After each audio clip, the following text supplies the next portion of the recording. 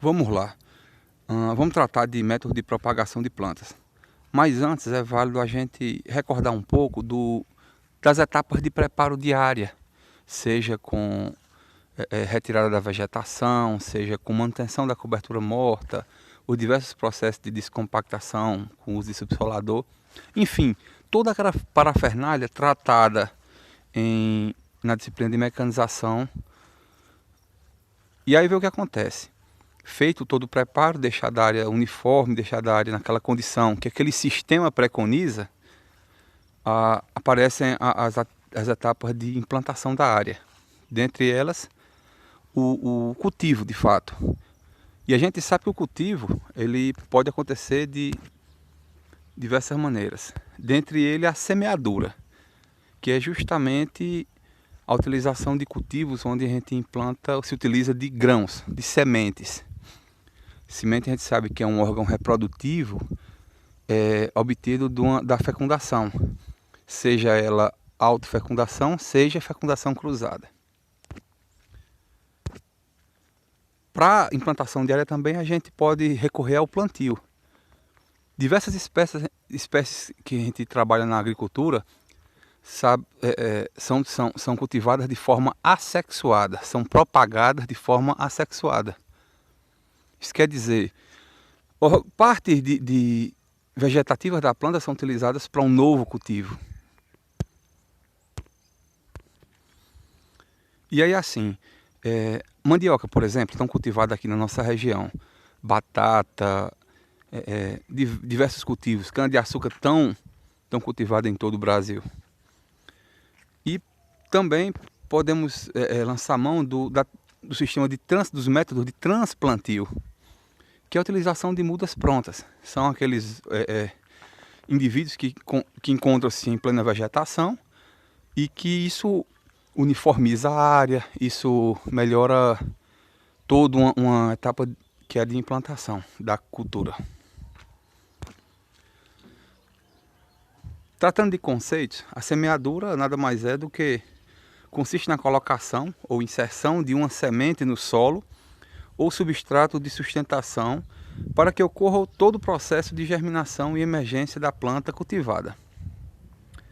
Diversas culturas no Brasil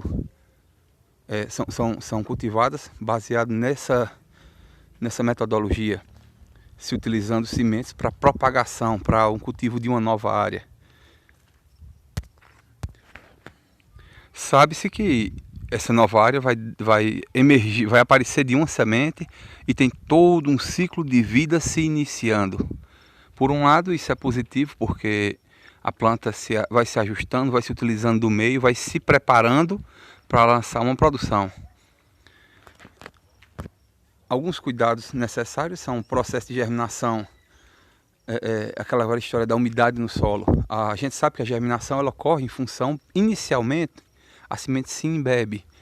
Por volta de 50% do peso específico da semente é a quantidade de água que a semente absorve. Então, se ela utiliza dessa semente, tem que ter umidade no solo para iniciar o processo de germinação. Por último, também precisa de uma certa umidade para haver a emergência, já que se na hora da emergência encontrar uma certa resistência, a planta não emerge e aborta esse processo, certo? Então, leve compactação do solo deve ocorrer. Isso na hora da semeadura. É feita a semeadura, seja qual for o sistema, se for lançado manualmente, mas tem que haver uma pressão do solo que a gente colocou, recobrindo a semente, sobre a semente, para retirar os bolsões de ar. Isso é muito importante. A questão do solo descompactado e com umidade, isso para emergência é uma necessidade, como a gente citou, se não acontecer isso vai causar uma perda, um aborto. E além disso tem a questão quem trabalha com sistema convencional que mecaniza intensamente o solo. Presença de ondulação e de torrões não desuniformiza o momento da semeadura. Isso influencia diretamente na eficiência da emergência, da germinação emergência, porque sementes vão ficar descobertas, umas vão ficar mais profundas, outras menos, mais rasas, mais na superfície. Isso tudo complica a coisa. Para ilustrar, esse cidadão fazendo a semeadura em canteiros. Isso na disciplina de horticultura é bem trabalhado, porque para facilitar o entendimento a gente trabalha com plantas de ciclo mais curto.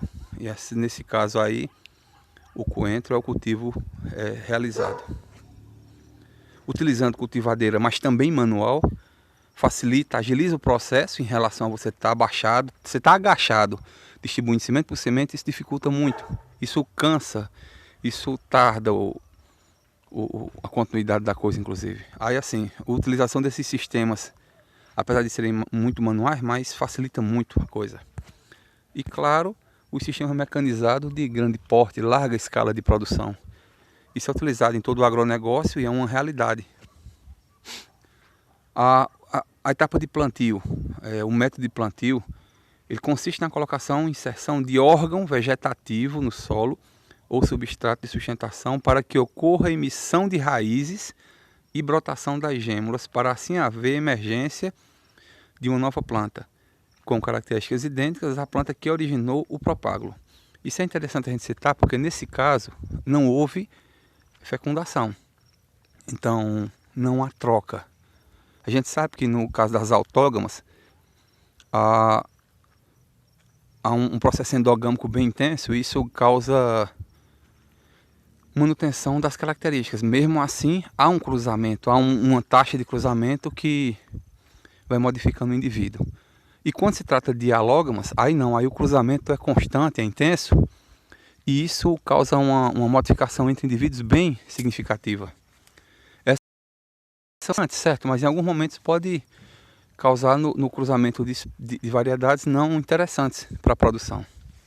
No caso da produção assexuada, que é justamente o que o plantio propicia, é basicamente a utilização de clones. Porque se eu pego uma raiz, um tubérculo, se eu pego uma parte do caule da planta, se eu pego uma folha para propagar aquela planta, eu estou multiplicando o indivíduo de mesma carga genética do indivíduo que originou aquele propágulo. Então isso garante a permanência do material genético também no campo. Claro que para isso acontecer bem, a gente tem que escolher melhor as plantas. Então eu vou fazer uma seleção criteriosa daquilo que resiste mais à praga, daquilo que resiste mais à doença, daquilo que não vai carregando nem praga nem doença, mas também aquela que se adaptou melhor a um determinado ambiente.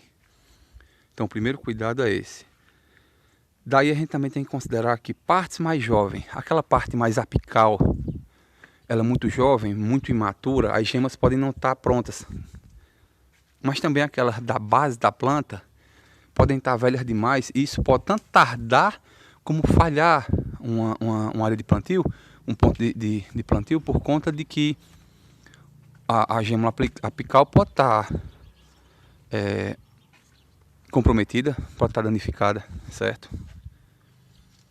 Além disso, a umidade vai influenciar o propágulo, seja no solo, seja o propágulo. Porque assim, se a gente usa um propágulo muito úmido, numa época muito chuvosa, o apodrecimento, a presença de fungo é gigante. Quando a gente utiliza propágulos já mais desidratados, não é seco, é mais desidratados, a tendência é ele procurar água.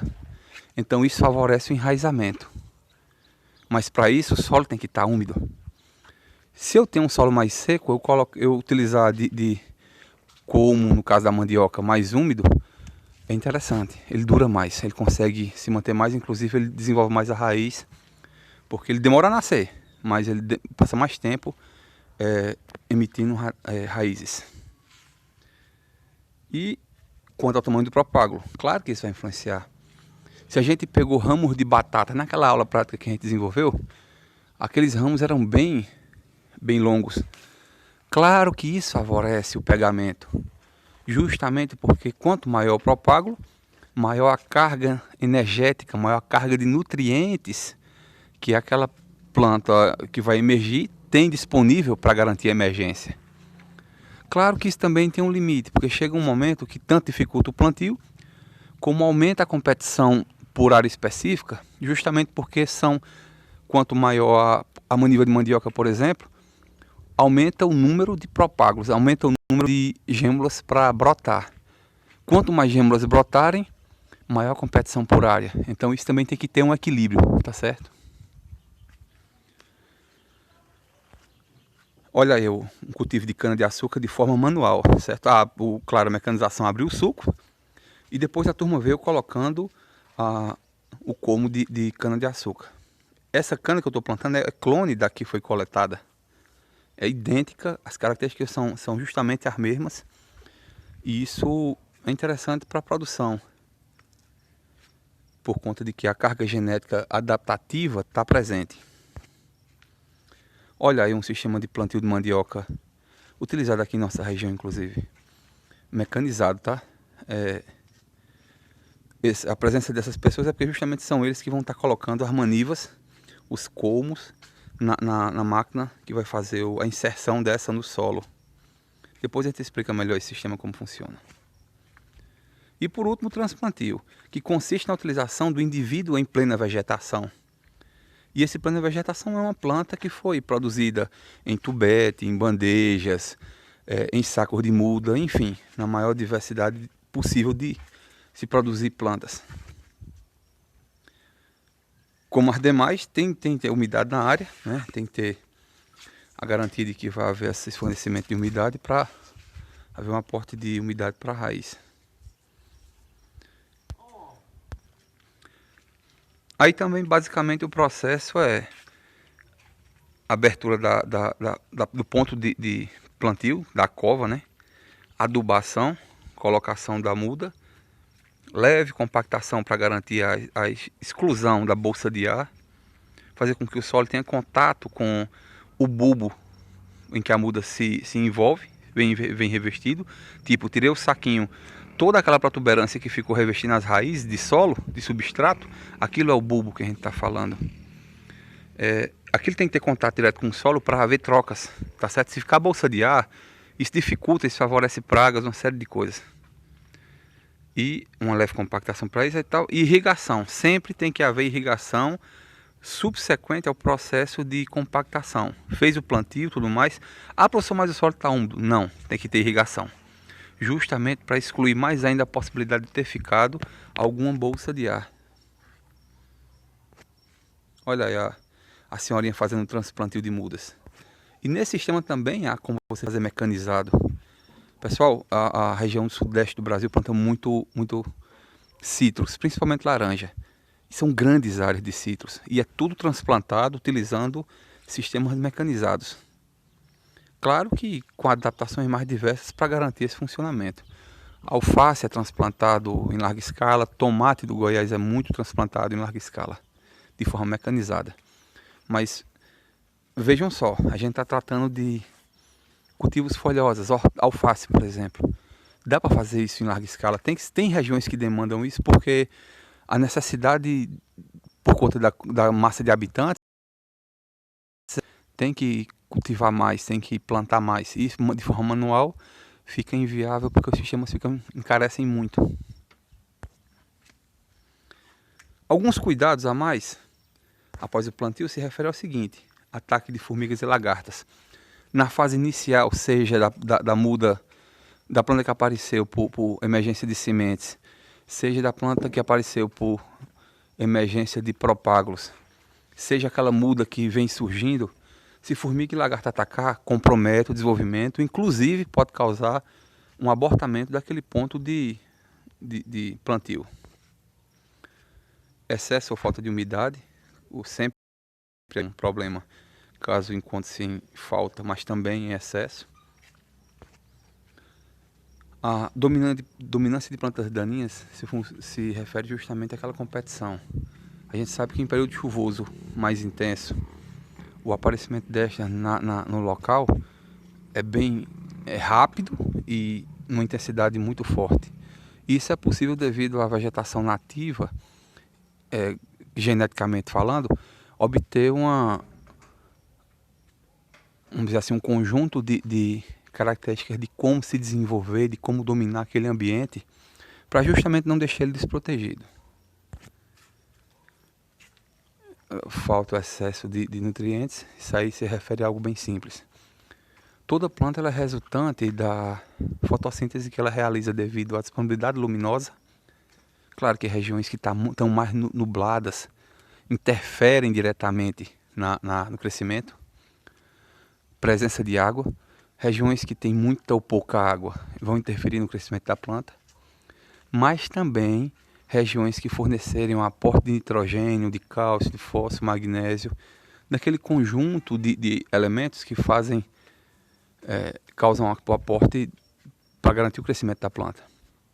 Tudo isso vão garantir as funções orgânicas acontecerem normalmente e daí o crescimento e desenvolvimento para a reprodução da planta. Além disso, os problemas de fitotoxidez, que é justamente quando eu aplico algum herbicida, algum inseticida, acaricida, fungicida, aquele monte de sida que a gente conhece. Quando a gente lança mão disso para controlar alguma problemática da cultura e aumenta a dose, utiliza a dose de forma errônea, muito próximo da planta, enfim, cada especificidade para cada tipo de uso. Isso pode garantir problemas mais severos, porque assim, é uma planta em fase inicial de crescimento. Isso pode não ser